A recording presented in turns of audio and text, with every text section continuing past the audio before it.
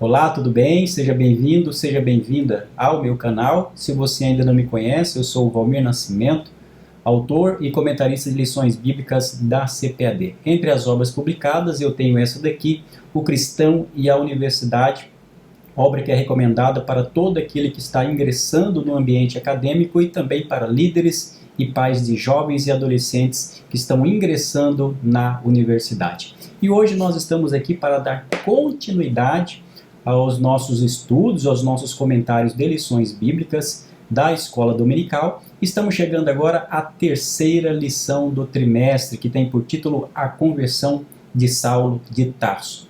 Mas antes de tudo, eu deixo o meu convite, principalmente a você que ainda não é inscrito no canal, você que está chegando agora. Peço a você, inscreva-se no canal, ative o sininho, deixe também o seu like, assim você nos ajuda a crescer, ok? Então vamos para o comentário da lição de hoje. O textuário da lição é o seguinte: E indo no caminho, aconteceu que chegando perto de Damasco, subitamente o cercou um resplendor de luz do céu. E caindo em terra, ouviu uma voz que lhe dizia: Saulo, Saulo, por que me persegues? Atos capítulo 9, versos 3 e 4. A verdade prática da lição de hoje diz: a verdadeira conversão a Cristo leva em conta o arrependimento, a fé em Jesus e uma completa transformação no pensamento, vontade e ação do homem. Portanto, o objetivo dessa lição é estudar sobre a conversão de Saulo no caminho para Damasco. É um dos principais episódios que encontramos no Novo Testamento. É uma experiência muito rica, notadamente na vida do apóstolo Paulo, que é o homem que estamos nos dedicando nesse trimestre, diante da sua importância, diante de tudo aquilo que Deus fez na vida dele e posteriormente ele produziu para deixar para a igreja. Além de avaliarmos todo aquele contexto do capítulo 9 de Atos dos Apóstolos, nós vamos estudar também o significado bíblico da conversão, já que é exatamente isso que acontece com o apóstolo Paulo.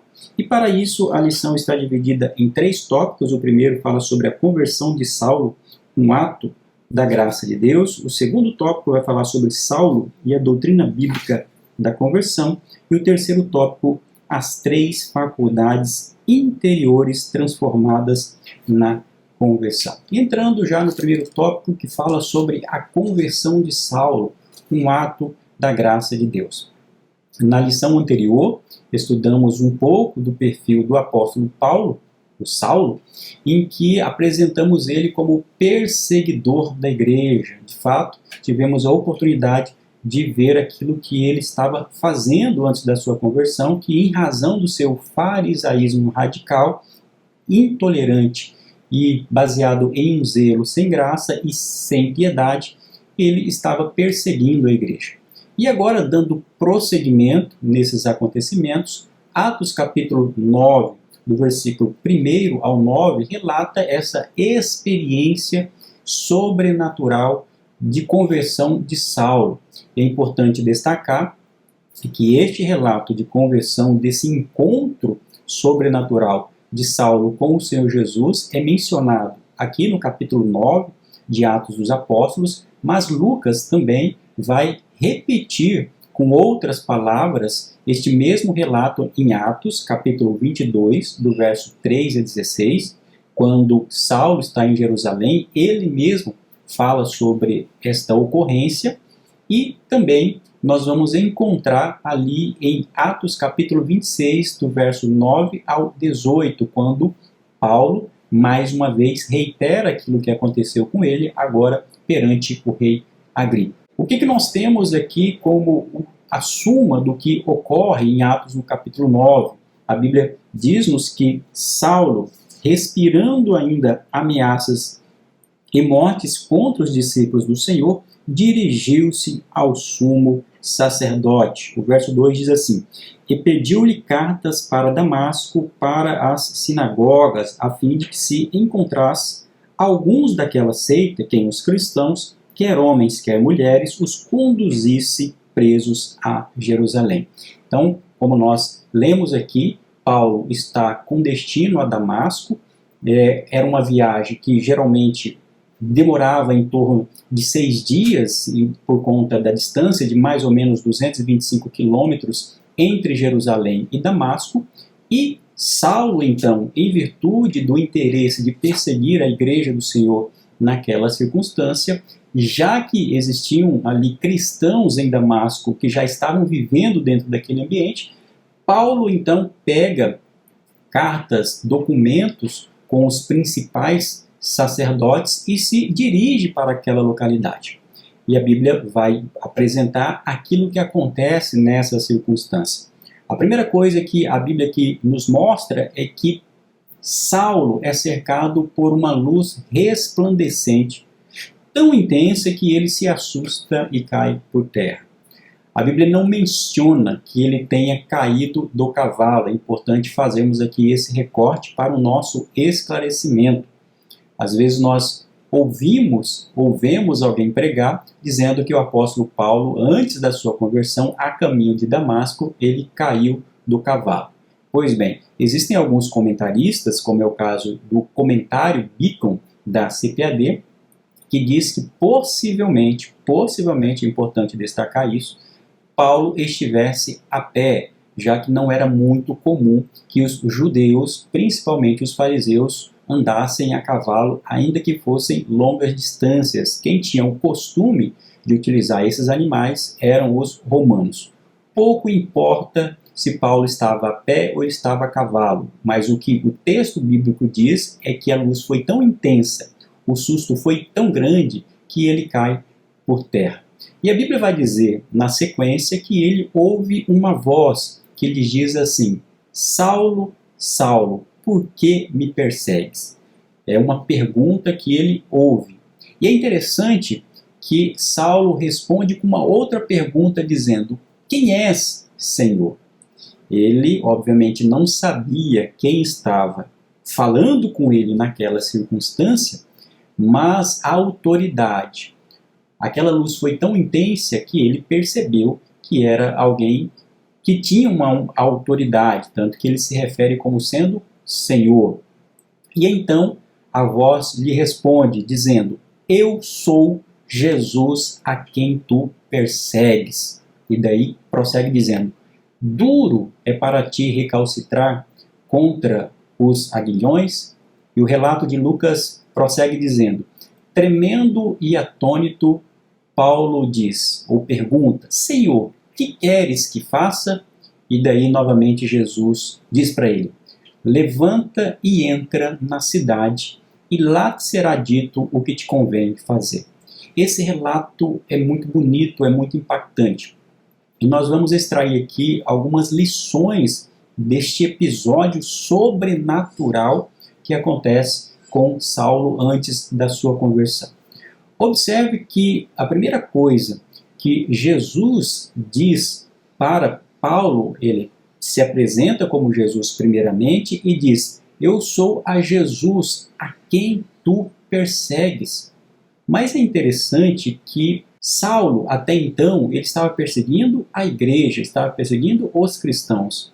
Mas é significativo extrairmos daqui que, ao perseguir os discípulos de Jesus, a igreja de Jesus, aqueles que assim o fazem, perseguem o próprio Cristo, que é o que acontece com Saulo. Ou seja, quando um cristão é perseguido, os perseguidores estão, sobretudo, indo contra a vontade de Deus, estão perseguindo o próprio Cristo. Isso nos dá uma certa tranquilidade e esperança e paz por saber que Deus está com aquele que é perseguido em razão do seu nome, e é o que acontece aqui quando Jesus se apresenta: eu sou o Senhor, aquele a quem você persegue. Um outro aspecto que nós extraímos dessa experiência de conversão tão bela, tão rica, é que a iniciativa da salvação começa em Deus. Saulo realmente era um fariseu, ele queria viver uma religiosidade ou seguir a Torá, o Antigo Testamento, segundo os preceitos judaicos. Ele estava diante da sua tradição, querendo servir a Deus, mas ele ainda não havia se encontrado com o verdadeiro Deus, que se revelou em Cristo Jesus, o seu Filho que morreu na cruz do Calvário. Obviamente, Saulo precisava ter esse encontro com Cristo, ele precisava passar por um processo de conversão, de transformação, que vamos avaliar logo na sequência. Mas o que é interessante é que mesmo Saulo, estando neste trabalho religioso, quem entra com providência para que Saulo viesse a se converter, tivesse um encontro verdadeiro com Deus, é o próprio Deus. Ou seja, Deus é quem se manifesta a Saulo. Isso mostra-nos para nós o que? Isso nos revela o quê?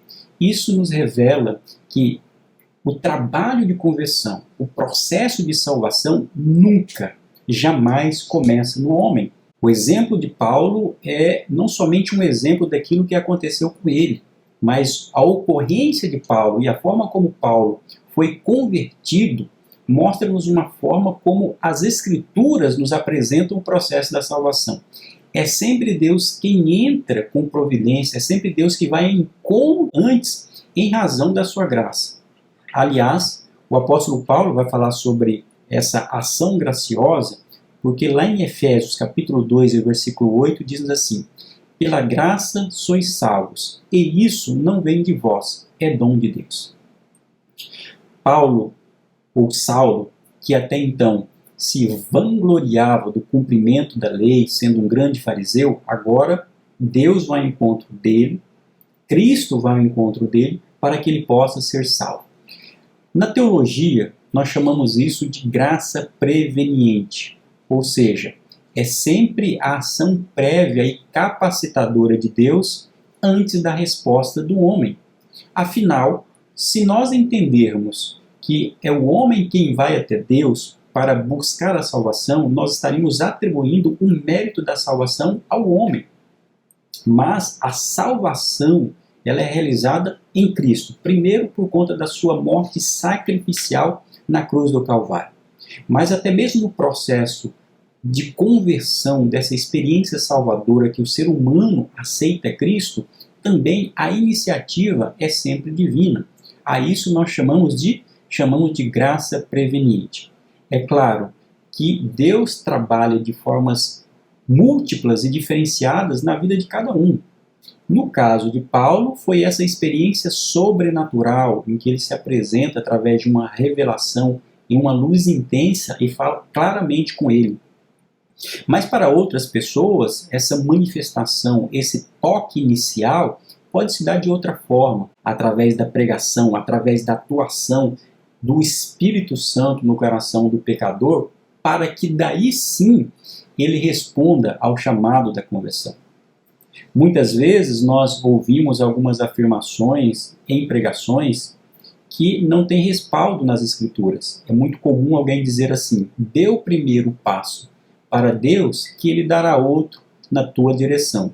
Mas em se tratando de salvação, o primeiro passo quem sempre dá é o próprio Deus. Por quê? Porque é Ele que é o autor da salvação. É claro que o homem não pode resistir a esse chamado, a esse convite, a essa atuação graciosa de Deus no seu coração. A isso nós chamamos de graça preveniente. Inclusive eu tenho uma obra que trata dessa temática, em que eu falo sobre o histórico dessa doutrina ao longo da tradição cristã e trago também várias referências bíblicas que nos levam a essa compreensão. Só para citar, lembremos da passagem em que diz que foi Deus quem nos amou primeiro. A Bíblia diz que foi Ele quem nos escolheu. Ou seja, existem várias passagens das Escrituras que testificam que essa ocorrência de Paulo, com a atuação prévia da parte de Cristo, não foi algo isolado, mas isso espelha uma doutrina que é a doutrina dessa ação antecipatória por parte de Deus na vida do homem. Um outro elemento que devemos considerar nesta experiência de Paulo no caminho para Damasco é que Deus não considera a vida antiga de Paulo. Afinal, antes da sua conversão, a Bíblia chama esse período antigo, anterior, à vida antiga, o homem velho, chama de tempo de ignorância. Paulo, inclusive, em Atos capítulo 17, versículo 30, diz assim: mas Deus, não levando em conta os tempos da ignorância, manda agora que todos os homens em todo lugar se arrependam. Veja que afirmação linda do próprio Paulo, a quem Deus se manifestou na vida dele, o chamou independentemente daquilo que ele havia feito na sua vida anterior, que foi o quê? Um sério, um brutal perseguidor da igreja. Se nós fôssemos avaliar a possibilidade de Saulo se converter, ou dele se tornar o nosso irmão em Cristo, certamente, se fizéssemos uma avaliação pela nossa ótica humana, nós diríamos que Paulo não teria as condições necessárias para ser salvo. Mas Deus não nos avalia assim. O tempo anterior, a Bíblia chama de tempo de ignorância. É por isso que o Evangelho é bonito, ele é gracioso. Aquele que roubava passa a não roubar mais. Aquele que se prostituía passa a não prostituir mais. Aquele que era corrupto passa a não ser corrupto mais. Aquele que era violento não é mais violento. Esse tempo anterior é chamado de tempo da ignorância. E aqui, veja, a única coisa que Jesus fala para Paulo é: eu sou o Senhor a quem você persegue. E Cristo não lança em rosto aquilo que ele havia feito até então. E há também, nesta passagem, uma afirmação acerca de Paulo, quando Jesus diz assim: duro é para ti recalcitrar contra os teus aguilhões. O que era um aguilhão? Aguilhão era uma vara de ferro muito grande usada para cutucar animais, principalmente bois. Essa expressão tem o significado de desobedecer à vontade de Deus, que lhe trazia sofrimento. É claro que a ação de Deus na vida do homem, o convite de Deus na vida do ser humano é sempre um convite gracioso, que aguarda a resposta do ser humano. Nós não acreditamos em uma graça irresistível, que Deus desconsidera a vontade do homem. Mas, apesar disso, enquanto o homem não atende ao chamado de Deus para a salvação, ele vai sofrer, ele vai padecer, ele vai ter uma vida sem os benefícios do Evangelho. E quando a pessoa não tem os benefícios do Evangelho, da salvação, da transformação, ele vai realmente tendo uma vida de sofrimento. Depois disso, Paulo levanta, depois que ele cai por terra, ele levanta, agora cego. Veja, a ação miraculosa de Deus foi tão grande que ele perde a capacidade de ver. E a Bíblia diz que ele é levantado, ele é conduzido pelos demais homens. Veja aqui o cenário que nos é apresentado desse Saulo. Se antes dessa ocorrência, Saulo é um homem destemido, poderoso, que está colocando, toda a sua autoridade para trazer sofrimento para os cristãos, agora ele precisa ser ajudado, porque é exatamente isso que o Evangelho faz na vida da pessoa. Aquele que é grande fica pequeno, aquele que tem autoridade perde a sua autoridade, porque o maior é Deus.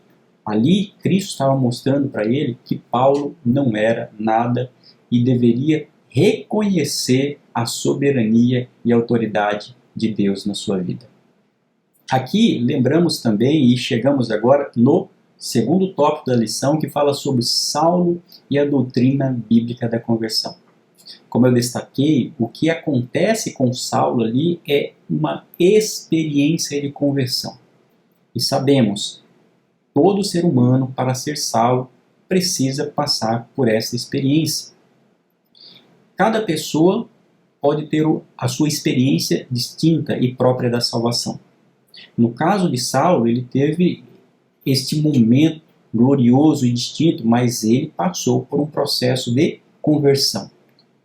E é válido lembrar que o que ocorreu com Saulo ali não foi simplesmente uma mudança de religião, do judaísmo para o cristianismo, mas uma profunda mudança espiritual. Às vezes, o mundo secular, oradores, palestrantes, utilizam este episódio de Paulo no caminho para Damasco, dizendo assim: olha, eu tive o meu momento, o meu caminho, o meu episódio a caminho de Damasco, falando sobre a mudança de concepção, de mentalidade. Mas aqui não é simplesmente uma mudança de concepção, de ideia, é uma mudança de vida. É aquilo que a Bíblia chama de conversão, é aquilo que a teologia cristã chama de conversão. E o que é a conversão? O comentarista nos lembra que essa palavra conversão no grego é metanoia e tem o sentido de mudança de mentalidade, uma mudança brusca, uma transformação completa. Não somente uma mudança de mentalidade cognitiva, daquilo que nós conhecemos ou daquilo que nós sabemos, mas isso vai mudar também a mudança de atitude.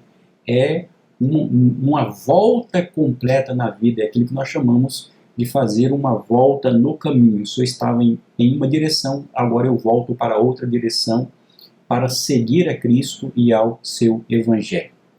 Essa conversão, como eu já destaquei, é o resultado inicial do toque de Deus, é um convite de Deus sempre para que o homem aceite a esta salvação.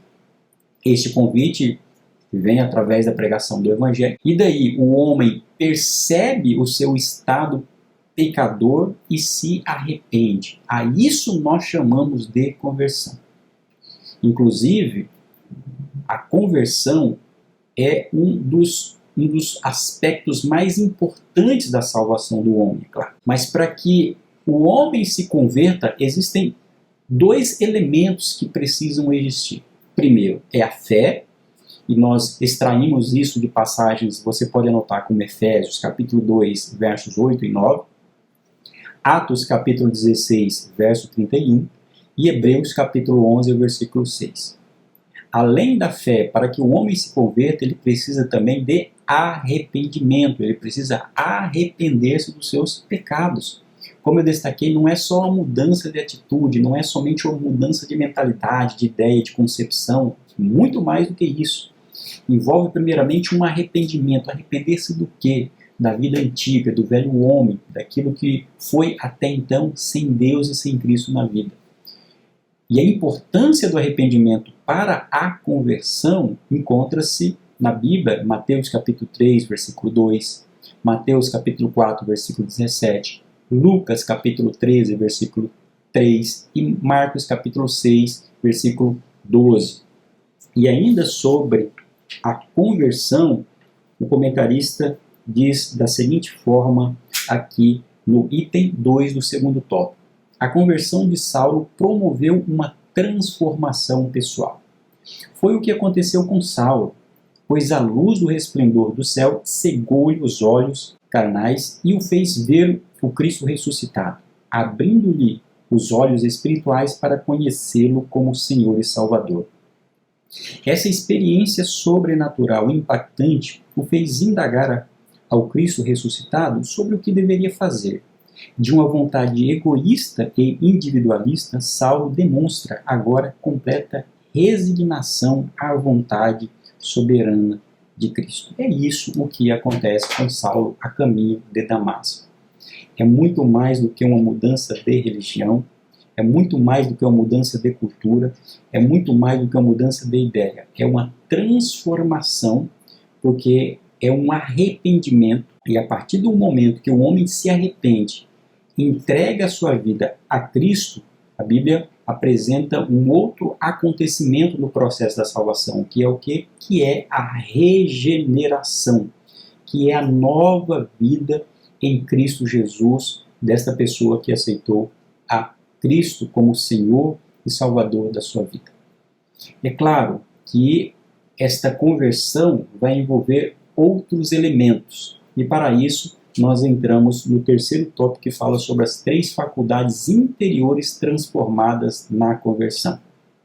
O comentarista vai lembrar que a conversão ela é integral, ela envolve a totalidade do ser humano. Todas as faculdades humanas são impactadas pela verdadeira conversão. Nós não estamos aqui falando tão somente de um convencimento intelectual. E aqui nós distinguimos. Conversão não é simplesmente um convencimento intelectual, porque às vezes a pessoa pode se convencer de que o Evangelho é verdadeiro, de que Deus existe e de que Jesus é realmente o Cristo, mas ele concebe isso somente intelectualmente. Não, a conversão ela envolve primeiramente a faculdade intelectual, mas vai além disso. Quando nós falamos aqui que a conversão envolve as faculdades intelectuais, o que nós queremos dizer por isso? Queremos dizer que o homem muda o seu modo de pensar e reconhece a sua condição de pecador. É claro, isso opera na esfera mental. Veja o caso de Saulo.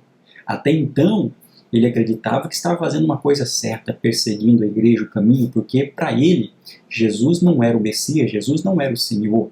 E quando ele se defronta com aquela luz, com aquela manifestação gloriosa de Cristo, há uma mudança de entendimento, há uma transformação dos seus fundamentos intelectuais. O homem tem um entendimento a partir dali renovado. É aquilo que Paulo vai falar depois lá em Romanos capítulo 12, versículo 2. E não vos conformeis com este mundo, mas transformai-vos pela renovação do vosso entendimento. O crente convertido, ele tem a sua mente renovada. E o que significa ter a sua mente renovada? É pensar ou ter a mente de Cristo, que envolve percepções e decisões de acordo com a vontade de Deus. É uma mudança brusca, uma mudança profunda nas bases daquilo que nós acreditamos, as bases do conhecimento, porque o conhecimento agora é direcionado por Deus. Em segundo lugar, essa conversão ela vai impactar também as faculdades emocionais, as emoções humanas, sim. Já que a conversão, a atuação, a salvação envolve o ser humano de forma holística, plena, integral, a conversão envolve também as emoções humanas, é claro. Isso não significa emotivismo, emocionalismo e sentimentalismo, não é isso aqui. Aqui nós estamos falando de atuação plena de Deus na vida do ser humano. E para isso devemos lembrar aquilo que está em 2 Coríntios capítulo 7, versículo 10, que diz assim: porque a tristeza, segundo Deus, opera arrependimento para a salvação, da qual ninguém se arrepende, mas a tristeza do mundo gera a morte. Veja o que Paulo está dizendo aqui. Porque a tristeza, segundo Deus, opera arrependimento. Ou seja, quando Deus atua previamente no coração humano, convidando para que ele se arrependa, isso gera uma tristeza. Quando o Espírito começa a atuar, tristeza do quê? Tristeza daquilo que ele é, sem Deus, sem Cristo, um pecador, um homem vazio, sem propósito na vida. E essa tristeza, que é um sentimento, é claro, é um sentimento que se mistura à própria condição espiritual do homem, isso vai gerar o quê? Um arrependimento para a salvação. Então veja, quando nós falamos de pregar o Evangelho, nós não estamos falando tão somente de falar sobre conhecimento de base cognitiva e racional. Nós estamos falando sim de tocar no profundo da alma do ser humano, afetando os seus sentimentos, as suas emoções. Claro, a partir da conversão, as próprias emoções elas são direcionadas para uma utilização adequada. Porque sem Deus, sem Cristo, antes da sua conversão, o homem vive pelo prazer, o homem vive para satisfazer os desejos da carne, ou seja, vive para satisfazer os desejos das suas emoções. A partir do momento em que ele é convertido, Deus entra na vida dele, ele é uma nova criatura, isso faz toda a diferença. Até as emoções, os sentimentos são transformados. Veja o que Paulo escreve, Filipenses capítulo 4, verso 7. E a paz de Deus, que excede todo entendimento, guardará os vossos corações e os vossos pensamentos, ou vossos sentimentos em Cristo Jesus, segundo outras versões. Aqui, Paulo está falando sobre um conceito, para que nós não andemos inquietos, mas busquemos a Deus em oração, em súplicas e ações de graças, e Deus vai guardar os nossos corações, os nossos sentimentos. Veja, há todo um propósito de Deus, sim, de cuidar das emoções humanas. O ser humano não é uma máquina, o ser humano não é um robô, ele é feito da sua parte intelectiva, mas é feito também da sua parte sentimental. O evangelho genuíno, a pregação genuína, ela leva em consideração esses dois elementos. Leva em consideração realmente a base intelectual, mas também leva em consideração a base emocional. E todo o excesso, ele é perigoso, tanto o intelectualismo quanto o emocionalismo. O nosso propósito, ao olharmos para as Escrituras, é exatamente encontrar o ponto de equilíbrio para a pregação do Evangelho, para que as pessoas se convertam, entendendo a importância da intelectualidade e também entendendo a importância do sentimento, porque a conversão atinge o ser humano de forma plena.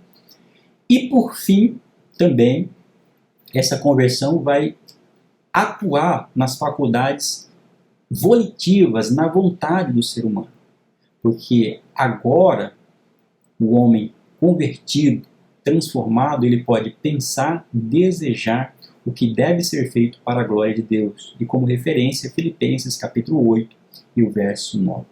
Veja que coisa bonita, que coisa bela. A conversão, portanto, é um convite que parte de Deus através da sua graça maravilhosa, antecipatória, que fortalece a vontade do homem. E aqui está o ponto. Paulo, naquele momento de caminho a Damasco, se não fosse a graça de Deus, ele não teria forças para atender ao convite de Deus. A graça preveniente, ela envolve o convite, mas envolve também a cooperação de Deus para fortalecer a nossa vontade para atender ao chamado divino. John Wesley, ele utilizava um exemplo que essa graça antecipatória de Deus para a salvação do homem é como um mendigo que está à beira da estrada e que precisa, para se restabelecer, ele precisa se alimentar. E para ele se alimentar, às vezes sozinho ele não consegue. Então o que é preciso? Alguém que leve o alimento para ele, o levante daquela condição deplorável e oferte o alimento para ele e ele possa se alimentar. Ou também uma outra ilustração é como uma pessoa que está presa. E a graça de Deus envolve abrir as portas daquela prisão, entrar dentro daquela prisão, colocar aquela pessoa nos braços e tirá-la dali. Óbvio, para isso a pessoa deve aceitar essa atuação graciosa, essa oferta, essa dádiva. Isso é ação preveniente de Deus no processo da conversão. Óbvio, isso vai acontecer na vida de Saulo quando ele encontra com Cristo no caminho para Damasco. E é isso, nós temos aqui, nós extraímos muitas lições acerca da conversão, da transformação, da salvação em Cristo através do exemplo de Saulo. Amém? Que essa lição tenha sido rica para você e nos vemos no próximo encontro. Até lá!